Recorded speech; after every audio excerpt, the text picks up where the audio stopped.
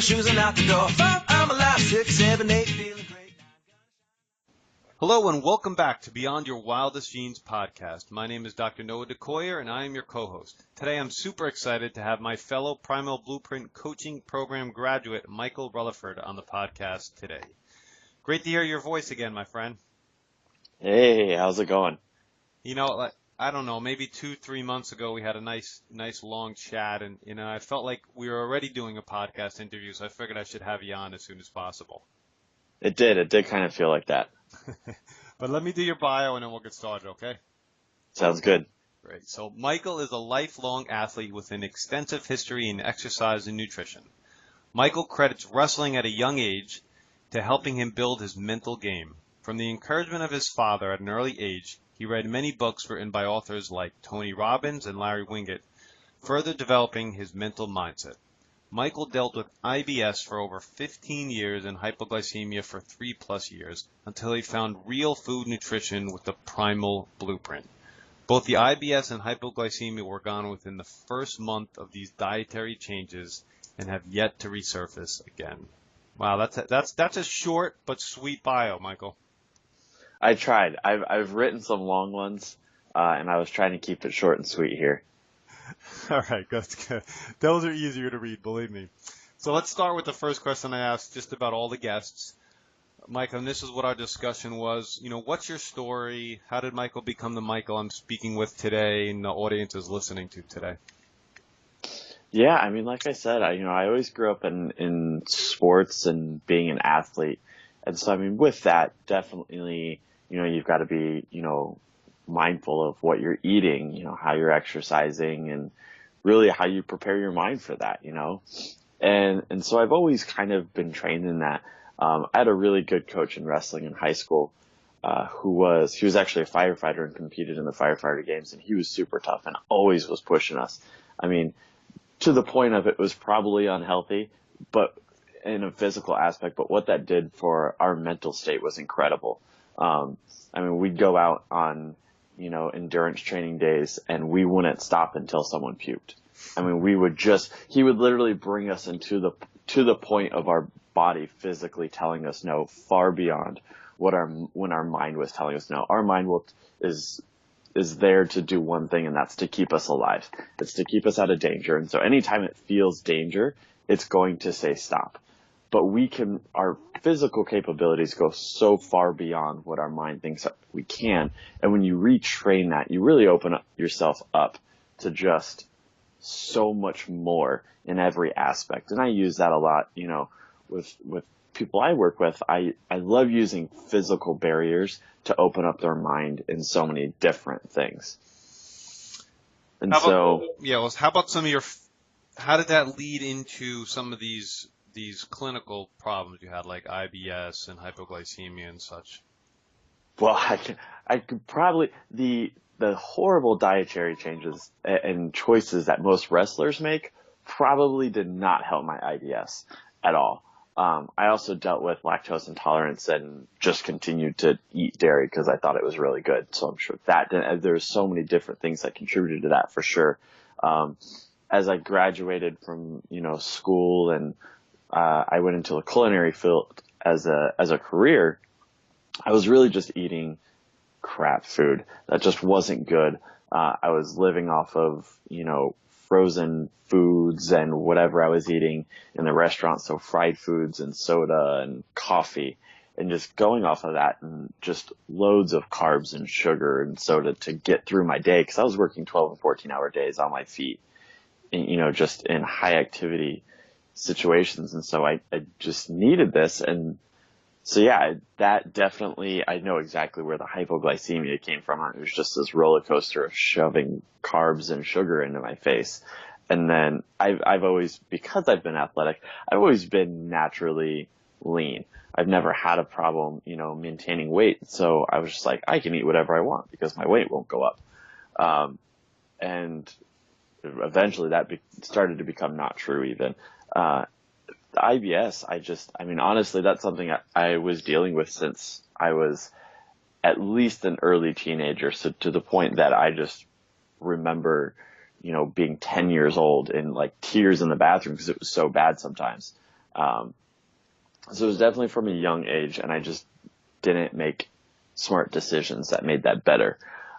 And really, my dad actually started reading into all this stuff and started sharing some of this nutrition stuff that he was coming across, things like wheat belly and what, grains really do and what's being done to the grains that make it even worse. And I was like, that's kind of interesting, and just kind of started reading into it and was like, I should try this.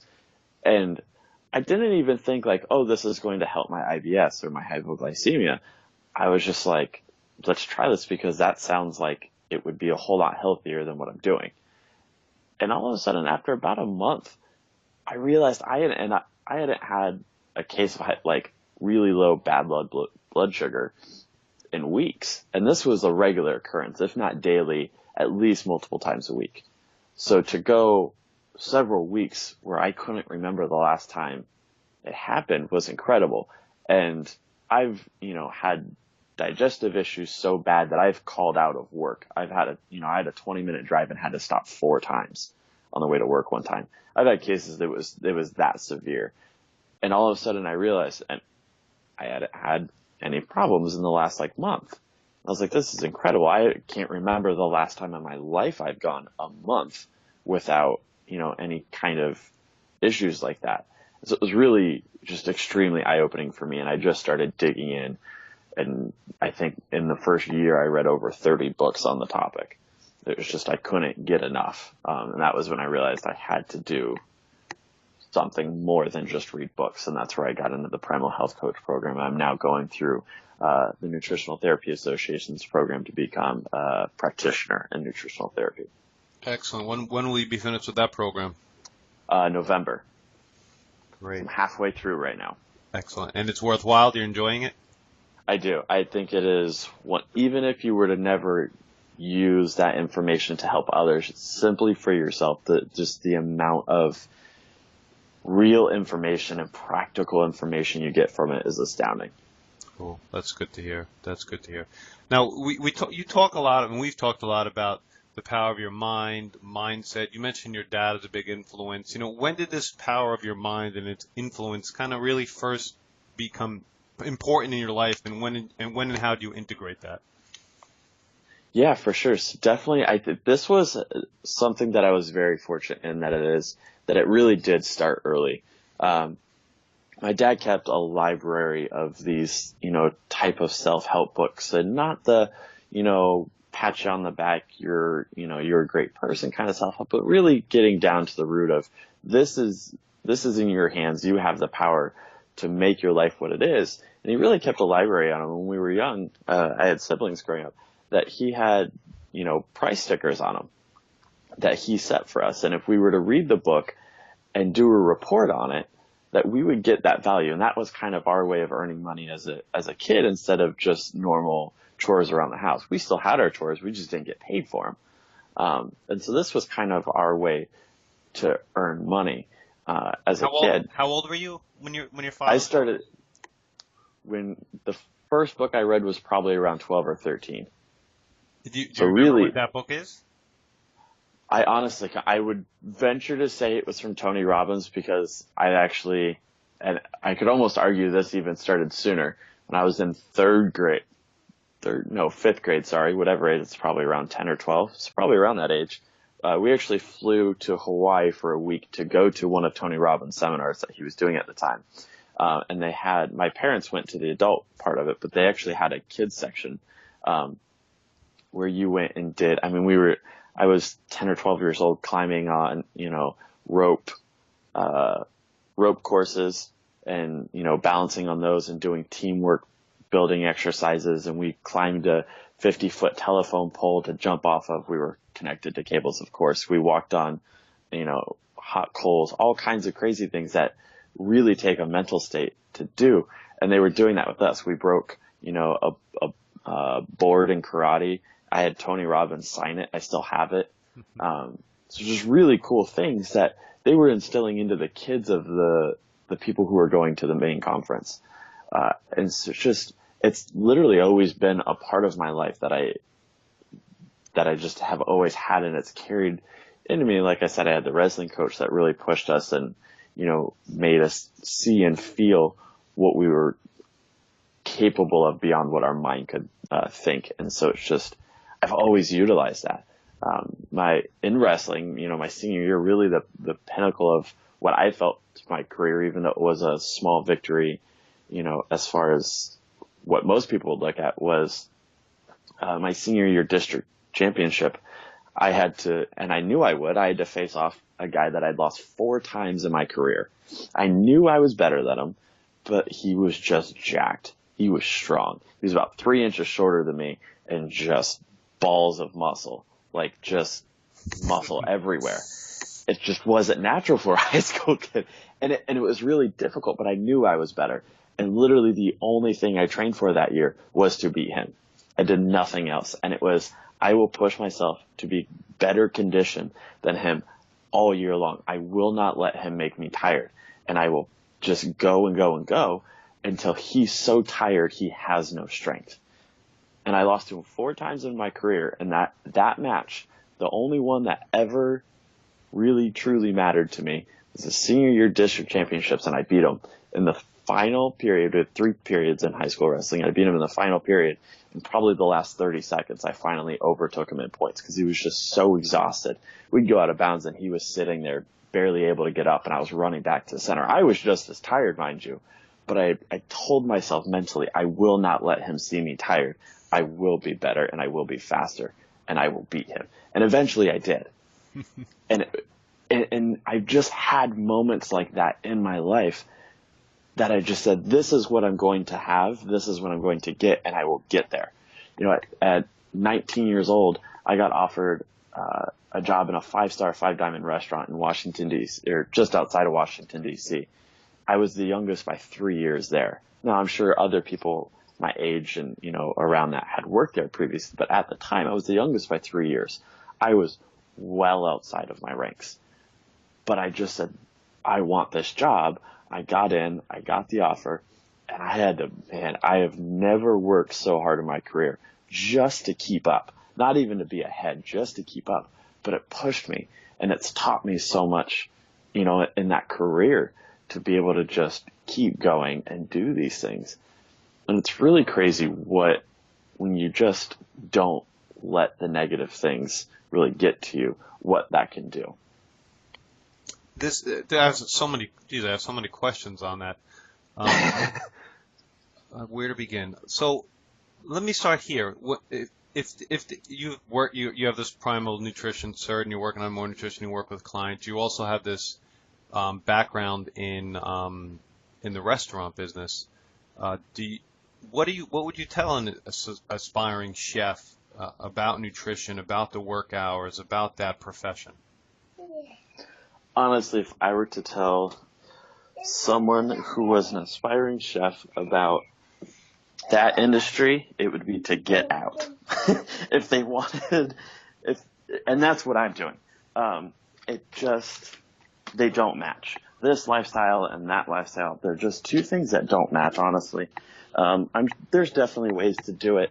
I mean, Mark's system with Primal Blueprint is creating Primal Kitchen restaurants, and I'm sure obviously the food's going to be fantastic. The lifestyle never goes away. It's long hours. It's late nights. It's doing all these things that really just don't match with my lifestyle, and it's made it really difficult trying to merge the 2. And I think it's a very misleading industry from what most people think. It's definitely nothing like what you see on TV. But I don't regret it at all. I've learned a lot of things, and I think it's been fantastic for me. And, if it is something you want to do and you want to go after it full-hearted. It's an industry you definitely can't, do with just half of you. If you're going to go into it, you got to go all in. And I did for 10 years, and I really got the places that I was proud of. I was 22 and I was running one of the largest arenas, culinary wise, the food, one of the largest arenas on the East Coast. I hosted the ACC men's basketball as well as the women's basketball tournaments. So anyone who likes college basketball, ACC is like the division, right? And it's huge. And we were talking 23,000 people are coming into the arena every day. We're doing, we're feeding the teams. We're doing a 3,000 person, meal for the coaches and the VIPs of all the schools, the deans and everything. All they, bring in. I've hosted the National Ice Skating Championship, and this was all in my early 20s. Was it crazy? Yeah, I've worked, a 32-hour shift before. And, so and this is what I mean by it. It is completely against the lifestyle. There are things that you will do. You won't see your family. You won't see your friends. You will work holidays. You will work weekends. All those things that you want to go out and do and celebrate, you're the one who is now, working so that other people can do that. So you really miss out on a lot. If family is important to you, which it is to me, and I now have 2 little kids and I've been working every day to get out of this industry since they were born, that is why. The divorce rate in this industry is huge. I ask you somewhat selfishly because my 12-year-old thinks that this might be something he might be interested in, and I think he loves to eat really good food. I don't necessarily think he wants to really cook really good food, but I'm not sure.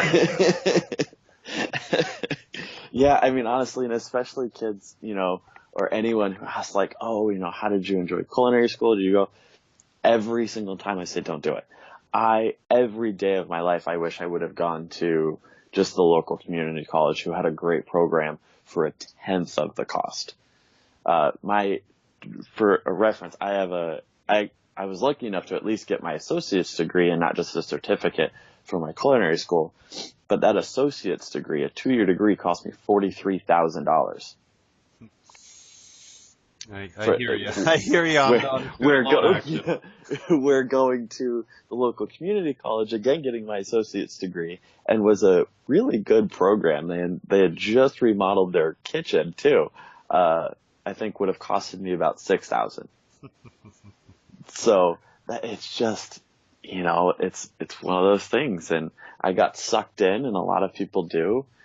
But that's always my advice. Anytime, if you're gonna do it, at least just go to a community college, because if you end up not wanting to do it, you didn't waste as much money. I would say I had 40 people in my class that graduated with me at the time, and I know of about maybe 20% of those who are still working in the industry 10 years later. Cool. I understand totally. Now, you've mentioned 2 really big mentors in your life. Your father, which has been a big mentor in my life, my father, and Tony Robbins. A few other mentors that have really stuck out, really helped you along the way? Yeah, lately I've been really stuck on Eric Thomas. I don't know if you've heard any of his stuff. Yes, I have. He's fantastic, and I listen to him on a at least weekly basis, if not almost daily. And that's really what I try and tell people, especially when they're first starting and trying to retrain their brain. This can't be like an every once in a while thing. Recently, when I really just hammered this in, and I've really taken this in because I wanted to start putting it into my clients and who I work with, is that I knew I had to submerge myself in this. And I'm talking like 1 to 2 hours at least every day. Any opportunity I had to play something from any of these, even if it was just going on, one of my favorite things is just going on YouTube and searching motivational videos on mindset and your mental state and just listening to those. And it's like compilations of all different types of speeches, just whatever it is that I could get a hold of every single day, multiple points throughout the day, whether it was a 20-minute car ride into town to get groceries, or, a 30-minute workout, or just, sitting in quiet for an hour and listening to it. Whatever I could do, whenever I could do it, I did. And even now, I would say I still spend 30 minutes to an hour at least listening to something every day. And it's a constant reminder. I actually was just having a conversation with someone the other day about this and how true it is. And I was actually really struggling with it for a while because I thought that I wasn't doing it well enough because I was still having negative thoughts and negative, feelings and emotions going on. And I was like, man, I'm just not doing this right. And it's not that we ever lose that. It's that we learn and we train and we realize how to overcome that and how to not avoid it, but to quiet it and overpower it. And by it, I mean the negative sides. And so it's really just this battle, and you just learn to start to win the battle instead of losing and letting those negative emotions take over. You know, don't worry about your daughter in the background, Michael. That makes this interview more real. So don't worry about that. I get the impression that you probably listen to this every morning, but just kind of a plug, and for someone who wants to get their mindset right, in the right mind frame, right in the morning, Sean Croxton's Quote of the Day podcast is fantastic. That's a good one. Yeah, you know, because that's where I first heard about Eric Thomas. It's a quote. It's 10 to 15 minutes. You listen to it. I listen to it on double speed, so I'm done in 7 minutes, and then it's 6 days a week. And it's a simple way to get your mindset in the right direction for sure. Yeah, it really is. I mean, it's just, and again, it's little things like that, and definitely first thing in the morning. That's really the most crucial. In the first actually 5 to 10 minutes you wake up, your mental state is extremely impressionable. And when if you start your day on a negative thing, and that's why, alarm clocks, people get so negative about their alarm clock, and that can actually retrain your brain for the entire day. And I know some people, need the alarm clock to wake up. I'm really thankful that I don't. I have kids that wake me up instead. But, if you go to bed early enough, you can actually wake up without the alarm clock. You'd be amazed at how much better your day actually starts simply because you don't have that negative, annoying, whining sound of your alarm clock going off. And you wake up naturally and you feel better. Yeah. And it could be the sleep. It could just, there's so many different things that go into it. But your whole day is better, and it's really incredible what that can do. Just that one simple change. Yeah, one of my partners, Dr. Michael Akinfora, we listen to podcasts and books constantly through Audible, and he's called it, since I've met him, University on the Road, and it seems like you do that as well. I mean, I listen to some music and I listen to some sports radio, but I listen to a lot of podcasts and a lot of books in the car, a lot. Yeah, I mean, that's how there's no way I would have gotten, all those books done in that first year. And I still continue if it wasn't for Audible. Because, I mean, luckily, because of the situation that I had at work at the time, I had about 4 hours to myself every morning.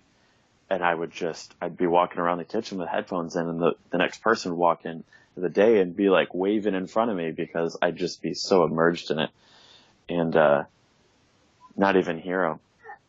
And so, but yeah, it's fantastic. I'm in the car, I play it, if I'm working out, I play something, and it's just, you find time, right? You either do or you don't. And for me, it's such a high priority to always be having something going on every day that's going to either make me, more educated on nutrition and fitness and health, or strengthen my mental state for sure. So let's swing this idea of mindset back to dietary and lifestyle changes. How does that fit in, or what's your model, or how do you coach people, or how do you integrate that even further in your life?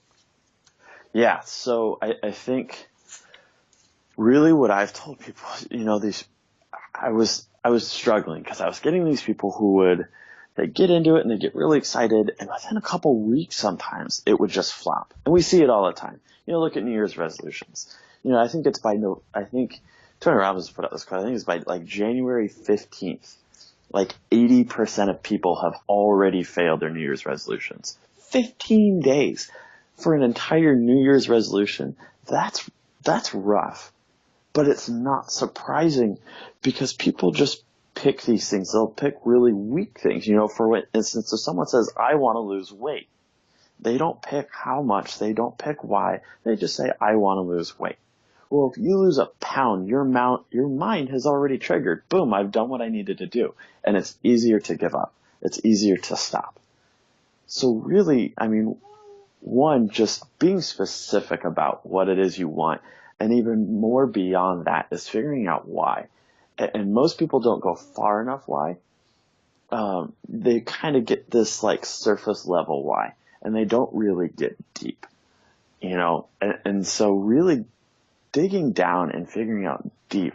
Like for me, I love working with dads, and I can almost, guess that almost every single one of them is like, they're out of breath when they're playing with their kids. They don't have the energy, and it makes them feel like crap. There's nothing worse being a dad and not having the energy to play with your kids, and your kids saying, come on, Dad, I want to keep going. I want to keep playing, and you can't do it. That's a pretty powerful why for just about any dad. Any dick. We all want to make our kids happy. We all want to do anything that we can to have them enjoy their time. And so that's a powerful, that's why I love working with dads. And I mean, it's just something that I can feel. And it's, for me every day, I want to make sure that I'm always able to, be active with my kids. I want them to be active, and I want to be able to do it with them. And really just lead that by example. And that's another one is, regardless, kids are products of what they see. They're like sponges. And if they see you, it doesn't matter if you tell them, eat your vegetables, go outside and be active. If you're sitting inside eating potato chips and watching TV, your kids are going to sit inside, eat potato chips, and watch TV no matter what you tell them. They're not going to go out, and you truly have to lead that by example. And I always want to do that. I want to help other dads realize that they can do it without killing themselves, without being exhausted, without eating, food that doesn't taste good.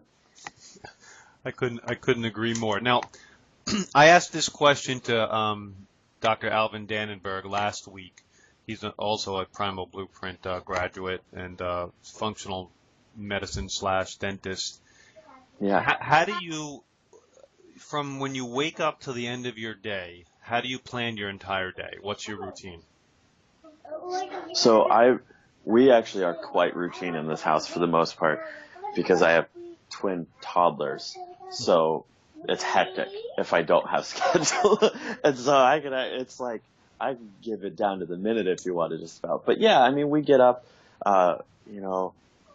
we eat breakfast together. I make coffee. We go outside, and I enjoy my coffee outside. As long as it's not raining and freezing outside, we'll go outside for probably about 30 minutes at least. I like getting outside in the morning, getting that sunshine exposure. It early really helps keep your circadian rhythm in a good pattern. And they had sleep issues when they were younger, so it was really something that's helped.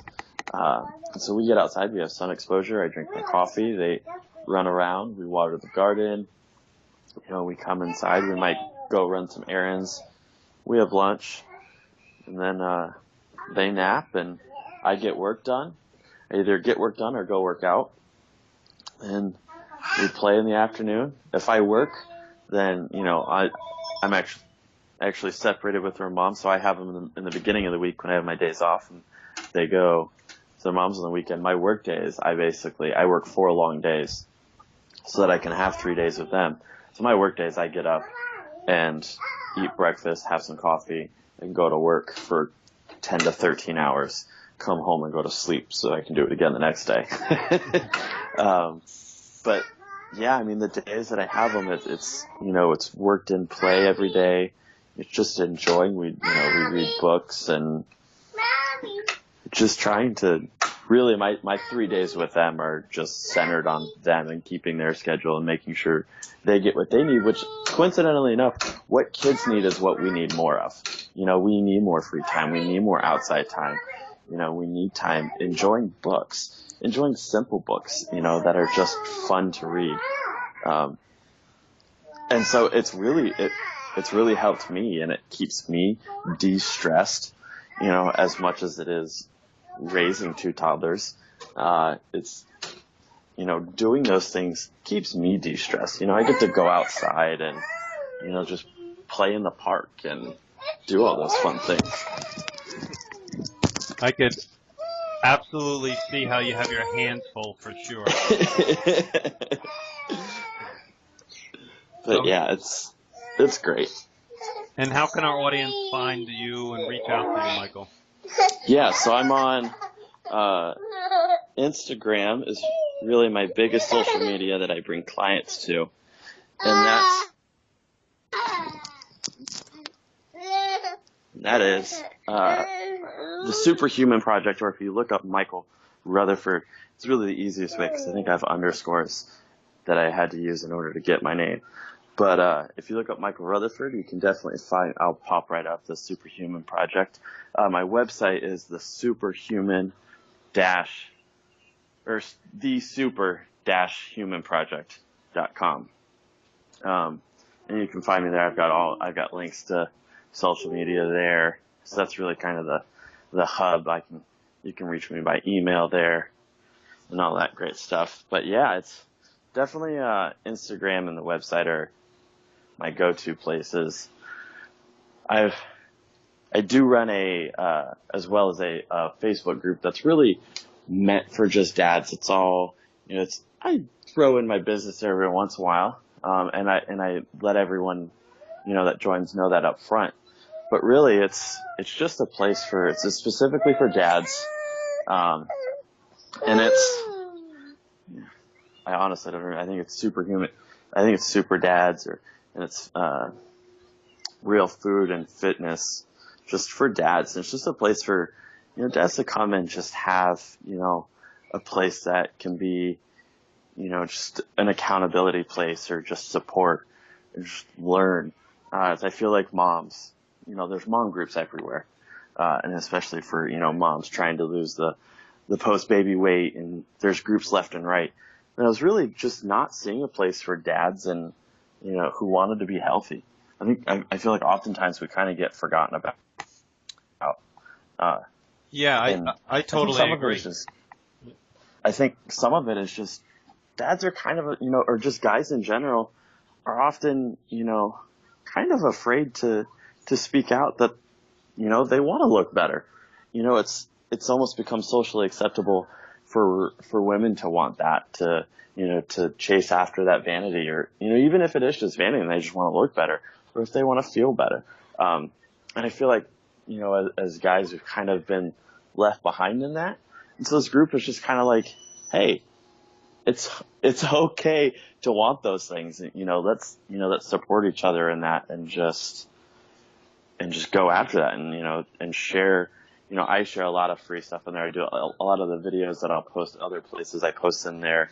And then actually just recently, I guess a great place to find me, here's kind of a little plug, is I just took over as the head coach for the Vimify program for Primal Blueprint 21-Day Challenge.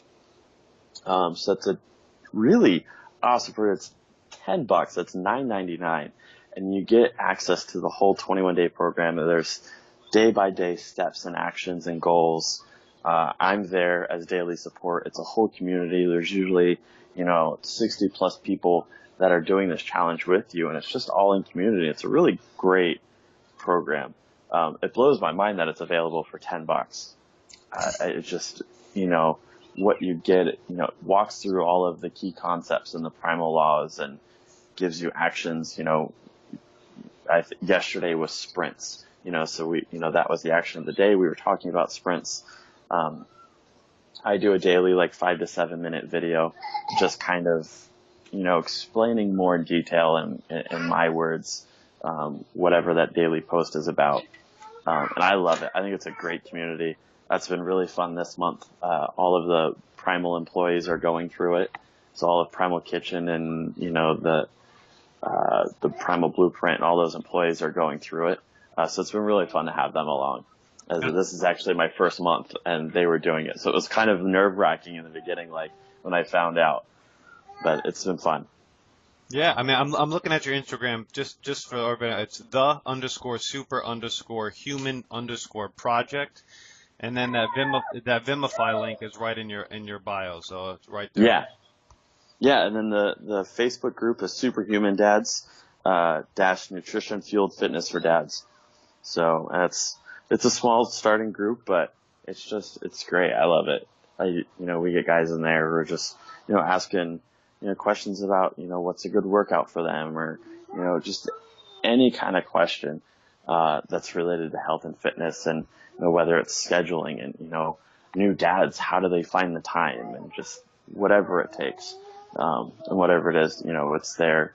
I'll always answer questions for free. Super in-depth ones that kind of become more problematic, I definitely recommend that they schedule a consultation for sure. But 90% of the time, it's something that I can easily answer, and I love to. And so it's been a fun little community.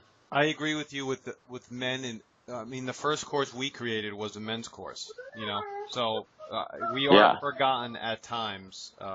So I totally agree with you.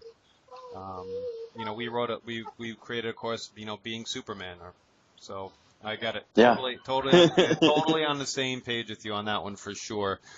Thank you very much, Michael. Yeah, like I said, it's always a joy talking and chatting with you. Any last words? Just realize that you were more awesome than you ever think, that you are capable of more than you think, and that if you truly set your mind on something, not just, oh, I wish I had this, but truly set your mind on it and work towards it, you'll get it. You'll get there, and it might take a week, it might take 5 years, but if you keep putting in work every day, you will get there, and you can reach those things that you want. Cool. Well said. Can't agree more. My name is Dr. Noah DeCoyer, your co-host, and you are listening to the Beyond Your Wildest Genes podcast. If you like what you've heard today, please share this with your friends and encourage them to subscribe on iTunes. We're up to 425,000 subscribers in over 100 countries. And leaving a review and a rating on iTunes helps us move up the charts and just helps more people find us. You can subscribe to our incredible weekly email at www.beyondyourwildestgenes.com. And as my oldest son Hayden says, be awesome and never unawesome. Thank you, Michael. This is Dr. Noah DeCoyer from Beyond Your Wildest Genes. Have a great day.